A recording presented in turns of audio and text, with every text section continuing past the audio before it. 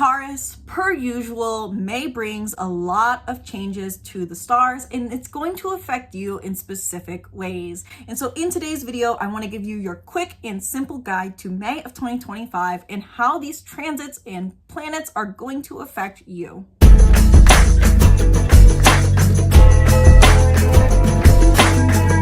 Hello and welcome back to the channel. I'm Isabel, your spiritual rebel friend, and today we are talking about Taurus's May of 2025 horoscope.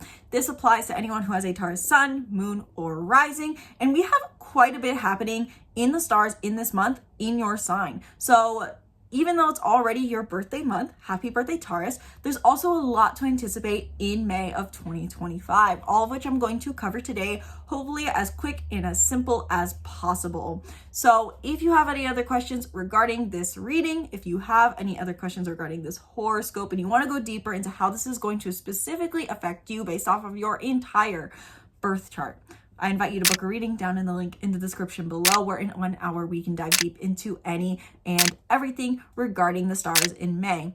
And also, if you like this interpretation and wish it was personalized to you, check out my astrology coaching membership down in the link in the description box below, where you get personalized monthly guidance to the stars tailored to your chart as well as your unique desires. Because yes, while we all have unique birth charts already, we are also unique individuals with unique desires. And so using the stars to your benefit to help you achieve your desires and strive for spiritual growth is essential. So learn more about astrology coaching membership down in the link in the description box below. And with all that out of the way, let's dive into how exactly May is going to play out. And I've segmented this based off of transit or planetary transit. So let's see how this works out, and let me know if you like this format down in the comments below. Starting off with the sun transits, simply put, as I already said, happy early birthday / late birthday to half of the Tauruses out there each. May 1st through 20th, the sun will be in Taurus, which is in your first house. You are in the spotlight, you're feeling more vitality this month, and you have a priority on aligning with your sense of self. Sun transits in the end, I believe, tell us what brings the most vitality and warmth to our souls, simply put. So prioritizing you, your relationship to you, is definitely encouraged in the first half of May through the 20th. And this is accentuated on May 18th. The sun will conjunct Uranus and Taurus. And so likely throughout the first 20 days of the month, Taurus, you're going to feel already that you want to prioritize your sense of self and that you're more in your own skin. But then on May 18th, there may be some unexpected changes to your relationship or perception of yourself that align you with a stronger sense of security. Uranus has done quite a bit of transits, sextiles, aspects to other planets in the previous 2 months. And if you haven't checked out already your April horoscope, I invite you to check that out to know what you have been through in this last month before heading into May. But Uranus's sextiles that it's made, I believe, to Pisces energy throughout the month of April could definitely be coming into play again on May 18th, when we have this conjunction between Uranus in Taurus and the sun in Taurus. This brings extra unexpected vitality to your soul. And then May 20th onward through the rest of May, the sun shifts into Gemini in your second house, which puts a priority on establishing self-sufficiency, self-worth, and self-security through curiosity and intellect. So more on that later with other transits that are going to be involved and other planets that are going to be involved in Gemini. But point being, with the sun overall in Gemini and in Taurus throughout this month, there's a focus for you on bringing warmth to your being, focusing on you and yourself truly. Let's talk about the moon transits. We will have a full moon in Scorpio in your 7th house and a new moon in Gemini in your 2nd house. And honestly, I'm still working on this interpretation, but when people ask me, like what sun sign seasons, Gemini season, how does this affect me versus what does the moon play? It's almost like the sun transits are like the overall tint to a movie, the colors chosen in the movie, and the moon transits, our full moon and new moon, are like the key marker points in the movie almost. Now, granted, it's more like I would describe this like a TV show, because each month is more like a TV show. The movie is more so the North Node transits. But point being, the moon tells us what we're emotionally invested in for the month, what is emotionally going on for us in the month, where we feel we need to prioritize. And there's 2 accentuated moments for this, the full and new moon. So May 12th, the full moon in Scorpio in your 7th house means that while you're feeling overall vitality in your sense of self, prioritizing your sense of self, aligning with your independence, being you, just being in your skin, the full moon in Scorpio can bring a need for connection, a fulfillment in your connections, a reward to your connections, and also releasing connections that no longer serve you. Scorpio is your opposite sign, and so it is your direct mirror. You may be seeing a mirror of yourself in others and feeling a deeper sense of connection to others by becoming more aligned with yourself. That is kind of the theme that plays out for you. We had a new moon in your sign at the beginning or at the end of April. And so you're wrapping up themes that have been present for the last 2 weeks, roughly, I think April 29th, but maybe it's April 26th or 23rd. And then through to the 12th, there's this dynamic between myself and others and how I connect and how independent I are that is present for you, Taurus. And then the full moon, or the new moon in Gemini in your second house on May 26th accentuates the need for a new beginning with your sense of self-worth and self-sufficiency. This is interesting to me, this dynamic, because Scorpio has a lot to do with the 8th house. It is not the 8th house, but it has similar themes, and directly opposite of the 8th house is the second house. So you have this dynamic presented between deep emotional connection coming from a place of detachment, though. Not being reliant on others is really a strong theme for you. There's this idea of self-sufficient fulfillment and how people can fit into your life under this need and desire for self-sufficiency. So you're really self-sufficient this month. You're wanting connections that are not bogging you down or bogging others down. You're wanting to connect on the basis of emotional sharing and also intellectual curiosity, maybe, but not necessarily sharing with others. You're really upholding your boundaries this month is what I'm seeing. Mercury is doing a lot of movement in the month of May, Taurus, Sun, Moon, and Rising, and specifically movements that are going to be accentuated for you since Mercury will be in your sign. But also, before we can get to that, Mercury, May 1st through 10th, will be in Aries in your 12th house, really accentuating this idea of prioritizing you. You may feel like you want to focus on your introspective work, inner work, and implementing the inner work and the introspective lessons and addressing your unconscious fears and prioritizing contemplation that you've worked on for the last 2 years. This really ties into the eclipse we had on March 29th, and it ties into Mercury retrograde that had started in Aries roughly around May 14th, May 15th. So you're wrapping things up here still intellectually. You're wanting to focus on your mind, focus on your inner world for the first 10 days of the month. And it would be maybe recommended to really assess and journal about maybe, this is what I've done. This is how I've changed my inner work. This is how I've changed my inner world. This is how I've changed my unconscious beliefs and my conscious beliefs. These are the fears I've overcome. Really addressing and making time to address how you've mentally changed could be encouraged in the first 10 days of May.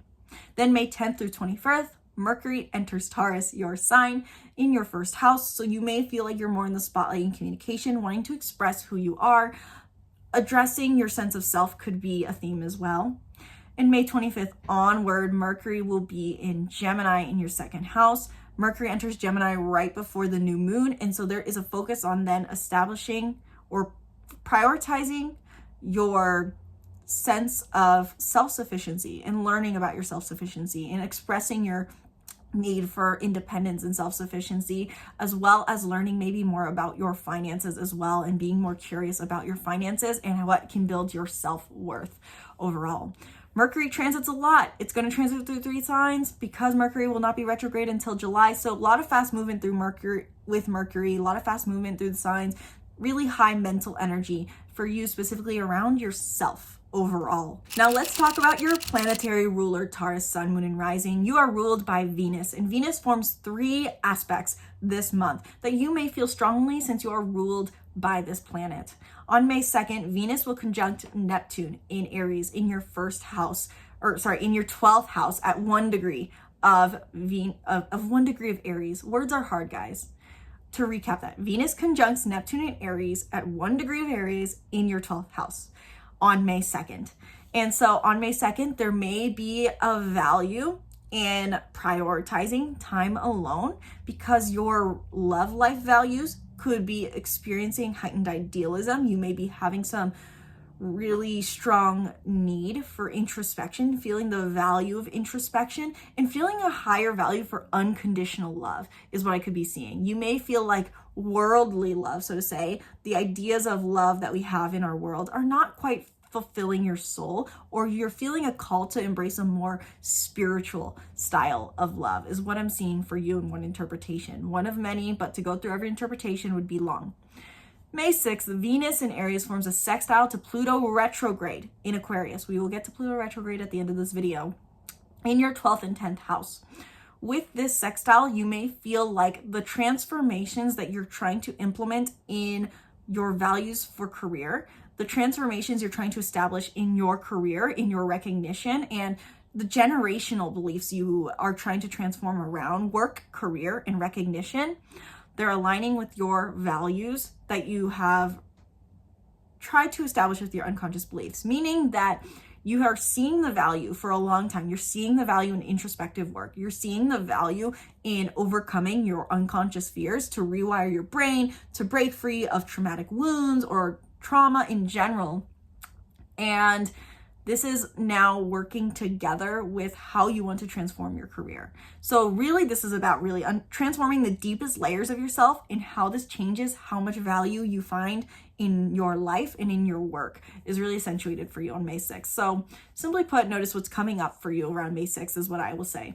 And then May 21st, Venus in Aries trines Mars in Leo, specifically at 15 degrees of these signs in your 12th and 4th house. Again, this is more solitary for you. Overall, while Aries and Leo, and even in a way, Aquarius are very loud energies or very passionate and very invested, less so for Aquarius, but while this fire energy is usually associated with desire, these are always happening in introspective houses for you. So there's a need to find passion at home, authenticity at home, authenticity within yourself, within your sense of self, to go within to your home, within to your mind. And this idea of within to your home, within to your mind is accentuated on May 21st. Simple note, at the very least, while there's a lot of transits going on with other planets, Mars keeps it clean and simple. Mars is in Leo in your 4th house throughout the entire month of May, Taurus. And so with Mars in Leo for you, Taurus, there's a desire to find more passion at home. And this could be progress at home, desire building at home that you have waited on for a long time since Mars has been retrograde for a while and trying to retrace its steps for quite some time. Jupiter also does quite a few transits or aspects in this month of May. On May 5th, Mercury in Aries sextiles Jupiter in Gemini in your 12th and 2nd house. May 5th, simply put, there could be heightened communication or realizations around the unconscious fears that limit your self-worth, or expansion in your finances that help you overcome unconscious fears. Something along those lines. I'm going to keep it at that because I don't want to, intuitively, I'm feeling like this Jupiter transit may not play out a lot for you, or at least it's not something to focus on right now. Hopefully I'll have videos coming out about these specific transits on the days of. On May 18th, we have 2 transits with Jupiter or aspects. Jupiter in Gemini sextiles Chiron and Aries in your 12th and 2nd house, and Jupiter in Gemini squares the North Node in Pisces in your 2nd and 11th house. So you're overall growing your purpose, but around May 18th, you may feel like you have to put purpose on a pause and instead focus on sharing what you've learned about self-worth, addressing worthiness blockages, and addressing unconscious fears. This is a really big month for simplistic inner work for you. And I feel like anytime we say inner work, it is this massive eye roll because I feel like we have this society where it's either you do inner work or you find peace, or you have to do inner work to find fulfillment or to get what you want. And really what I'm seeing instead for you, Taurus, is that inner work, overcoming blockages, addressing blockages can be done from more of a state of bliss in this month for you and help you align with stronger sense of physical enjoyment and self-sufficiency. Last 2 transits that I want to touch on that I'm going to keep minimal to you, Taurus, Sun, Moon, and Rising. 1, Saturn is going to enter Aries in your 12th house, which means you're establishing discipline in your inner work, your inner structures, and in your work you do for your unconscious beliefs. So a meditation practice, therapy practice. I wouldn't be surprised if on May 24th onward, if Tauruses feel called to go back to therapy to make sure that they're keeping their inner world in check, or if they feel like they need to establish a better journaling process or a meditation process. This is a time to establish structure, to be an authority in your life with your unconscious mind, your inner work, your mental world, your inner mind, in your spiritual world. And then Pluto goes retrograde in your 10th house on May 4th. This is a very big collective transit for us all. We have all been doing transformative work in regards to how we seek individualized meaning and finding our place in the world and making an impact by being humanitarian. And when Pluto goes retrograde, we are revisiting and reflecting on, okay, what have we transformed so far? How is this serving us? So for you, this is about your career.